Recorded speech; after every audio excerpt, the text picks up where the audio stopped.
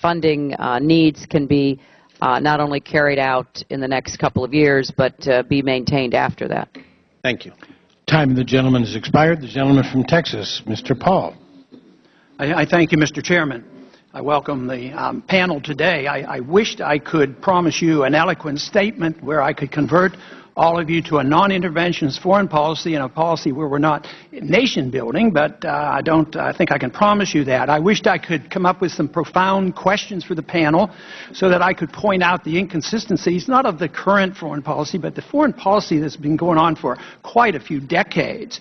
But all I can think about are some terms that come to mind that I've learned all the way back in the 1960s when I was serving as a military officer, an Air Force officer for 5 years.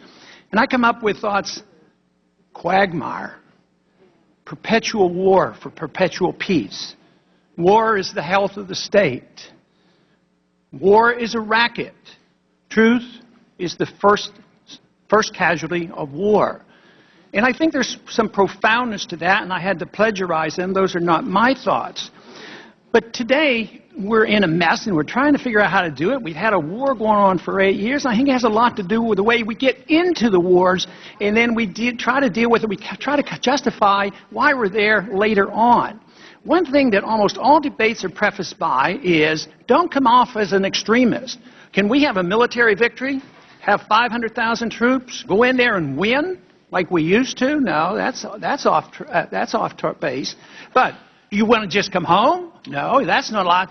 We have to have this balancing act which guarantees the politicizing of the war.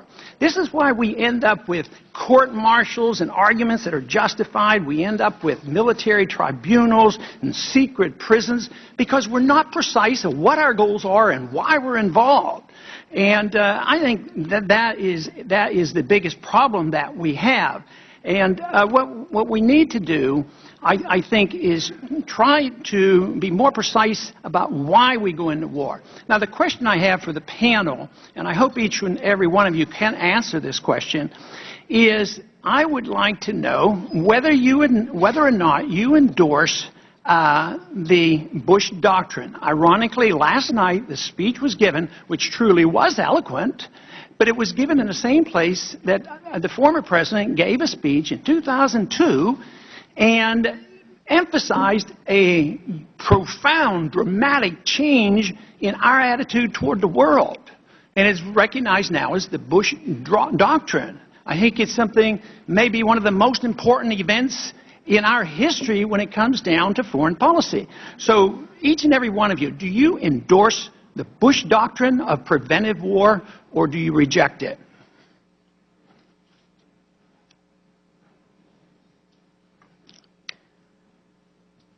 I think that the term preventive war is a very important one because it differentiates from preemptive war. A preemptive war, in my view, is one where you know you're about to be attacked and you strike first. My personal view is that the standard for intelligence and for confidence for preventive war is an extraordinarily high one. And there are very, very few instances where I think it is justified. If the experience of the last 8 years has taught us anything, it is to reaffirm the historic lesson that war is inherently unpredictable. Could I get the answers from the other two? Well, Congressman, I think that Secretary Gates draws an important distinction.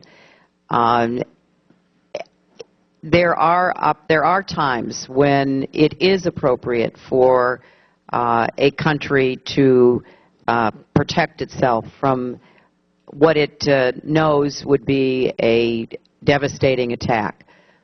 But that standard should be so high, and obviously we didn't see that standard met in the last 8 years. But let me just add, that is not the situation in Afghanistan. We were attacked from Afghanistan. So even if the doctrine is or is not an appropriate one, it is not applicable to the situation before us. But we were never attacked by an Afghani. That's not true. Al-Qaeda was embedded in Afghan society. It was given safe haven by Mullah Omar and the Taliban leadership, and they were given a chance to turn over Al-Qaeda and bin Laden before we attacked them, and they refused. Time of the gentleman has expired.